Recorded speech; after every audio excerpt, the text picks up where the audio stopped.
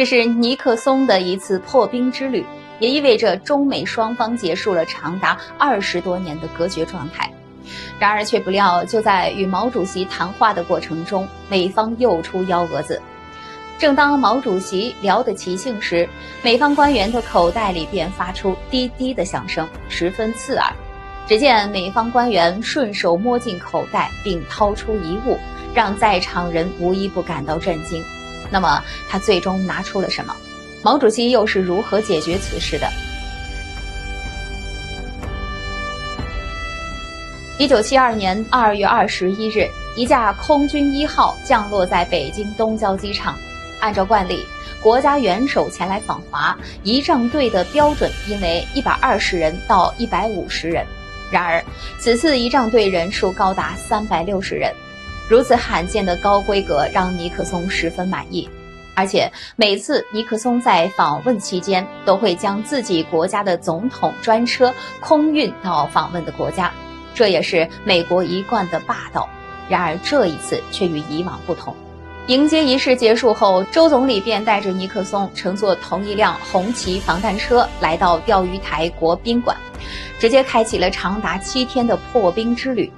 当尼克松抵达北京的当天下午，没想到毛主席便紧急召见他在中南海见面。面对毛主席的临时邀请，尼克松既紧张又激动，不断地整理领带，随后便跟随中国外交部礼宾司人员前往中南海。那么此次会面，毛主席与尼克松都说了什么？看见尼克松的到来，毛主席也算是给出了最高礼仪，但没想到美方却为自己留了一手。两人见面后，毛主席先打开话题，今天的谈话内容是你定的，吹哲学。但说着说着，尼克松就将话题拉到越南和台湾等细节问题上。毛主席听后当即指了指周总理说，这是他跟你谈的事，我们今天只聊哲学。由于双方的充分准备，交谈的氛围一直都很轻松融洽。但就在这时，美方一名官员的口袋里却发出阵阵奇怪的声响，所有人都很诧异，难不成是什么机器出现了故障？但此次谈话也并不涉及机器。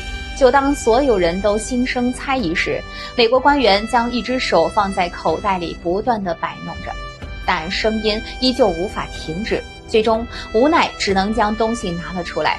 让中方没想到的竟是，美方官员竟直接拿出一个微型录音机，直接手动按了暂停。也许是录音空间不足，又或者是机子本身出现了什么故障，让场面一度陷入尴尬。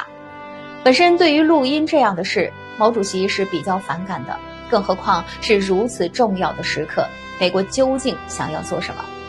但毛主席的解决方式让所有人都出乎意料，也尽显毛主席的高格局。那么毛主席究竟是如何处理美方录音这件事的？在此之后，中美关系又发生了怎样的变化？